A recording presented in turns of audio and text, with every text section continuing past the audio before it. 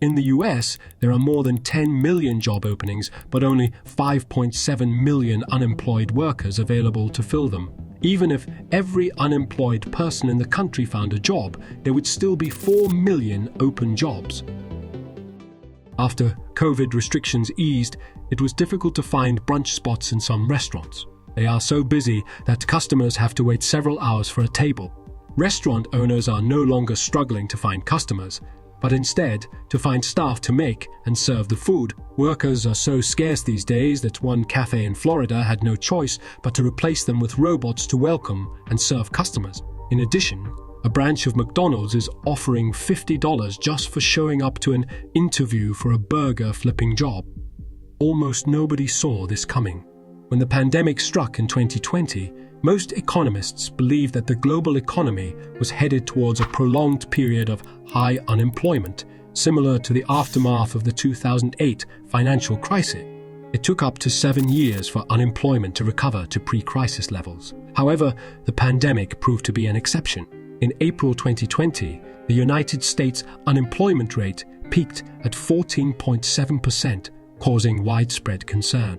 After everything, the job market rebounded remarkably quickly, and within just 1 year, the unemployment rate fell back to its pre-pandemic level of 3.6%. Low unemployment is not a problem, as it is normally understood, occurs when lots of people can find jobs.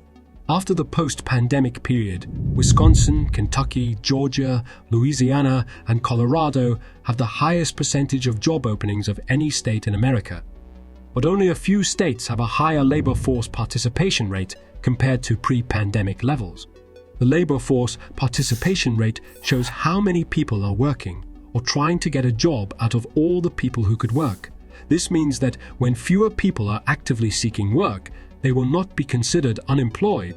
This may be one of the reasons why the US has a low unemployment rate. America's economy is growing at around 3%, and the unemployment rate is an impressively low 3.6%. For President Joe Biden, it is an unmissable opportunity to highlight his achievements.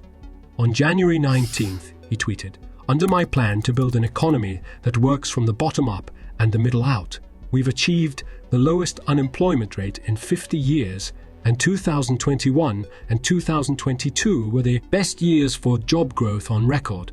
However, for others, the very same figures present an economic puzzle. So, how did the labor market get here? Is there really a labor shortage in the US, or is it just a myth? Throughout its history, the United States has faced substantial labor shortages that have caused considerable social and economic disruption. The first documented labor shortage in America occurred during the colonial era, when the British colonies relied on indentured servants and enslaved Africans to work in agriculture and other labor-intensive industries. As demand for labor increased, the supply of indentured servants dwindled and plantation owners turned to slavery to meet their labor needs. This created the first worker shortage, which resulted in the expansion of the African slave trade. Over 350 years, approximately 12.5 million people were kidnapped, with around 2 million dying on the way to the New World. After the Slavery Abolition Act of 1833, the British colonies had to find a way to address the formal abolition of slavery. They introduced sharecropping, which is a system of agriculture where a farmer works on someone else's land to grow crops and gives a portion of the harvest to the landowner as payment. A similar situation occurred in the US during the Industrial Revolution, where slavery was formally abolished but replaced by sharecropping for almost 100 years. As America continued to industrialize, the need for labor grew even more significant. To mitigate this demand, many workers from Europe immigrated to the United States in the late 19th and early 20th century. Although this influx of immigrants alleviated the labor shortage, the country still struggled with labor shortages, especially during times of war. During World War II, many American men of working age were drafted into military service, leaving their jobs vacant. In response, the government launched campaigns to encourage women to enter the workforce. The success of these campaigns was unprecedented, with millions of women joining the labor force for the first time. After the wars ended, the country experienced a boom in economic growth. There was high demand for labor, but not enough people to fill all the jobs. This resulted in the introduction of guest worker programs, which allowed foreign workers to come to the United States temporarily to work in specific industry. Every time the economy faces a labor shortage, the government introduces something to fill the gap. But this time, it hasn't really happened. Since 2020, the labor force participation rate, the share of the population looking for jobs or employed, has barely moved. The 2020 recession had the fastest recovery for the unemployment rate and the slowest for labor force participation recovery of any recession since World War II. On average, however, labor markets across the rich world are clearly getting tighter. America is plainly overheating. The US had the strongest economic recovery from the COVID pandemic among all the major Western economies, thanks to multiple rounds of government stimulus that added at least $5.2 trillion to the national debt. Now, largely forgotten, the early part of the pandemic supplement was quite generous, with $600 stimulus checks deposited into Americans' bank accounts.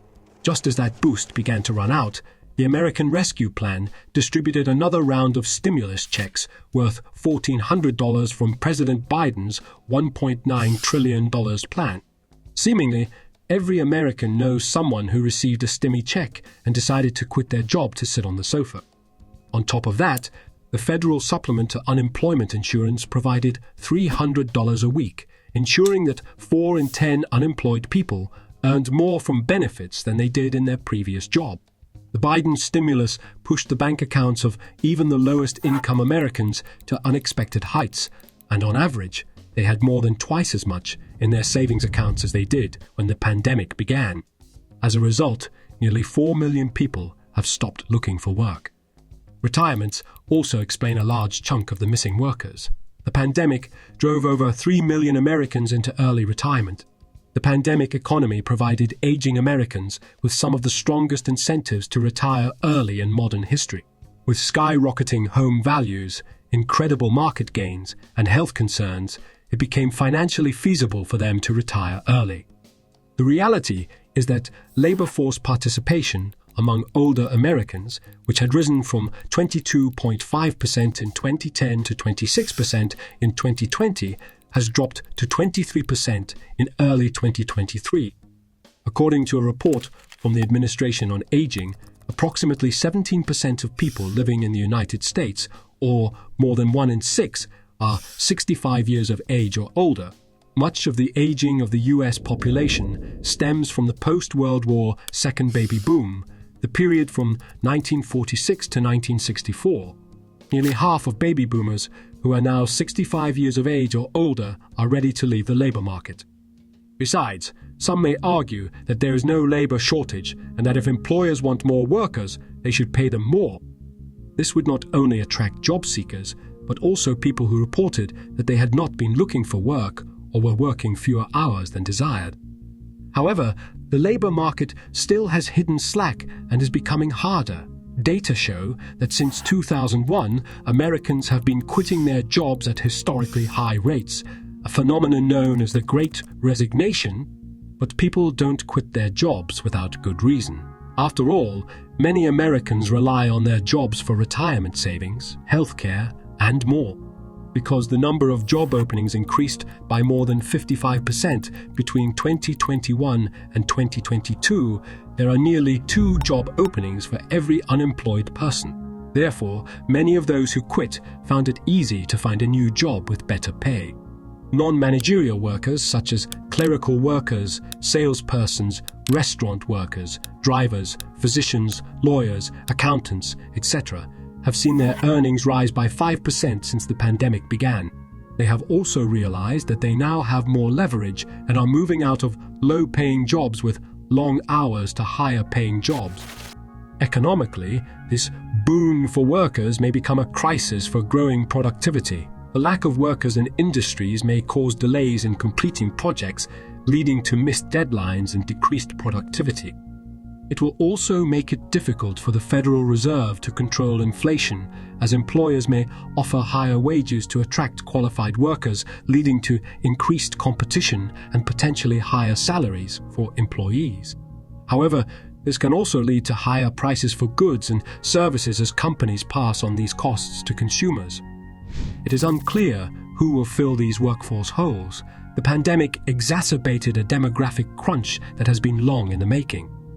The population is growing more slowly than the economy, and productivity, how much workers can accomplish in any given time period, thanks to technology, is not increasing fast enough to make up the difference. The long-standing source of new workers for America, immigration, has plunged to its lowest level in decades in 2021 thanks to Donald Trump's anti-immigration stance. If the labor force participation rate does not increase and immigration does not recover, the US cannot continue to grow at the pace it otherwise would, and it cannot automate everything fast enough to keep us on track. For now, Americans will have to learn to live with too few workers in key aspects of their lives.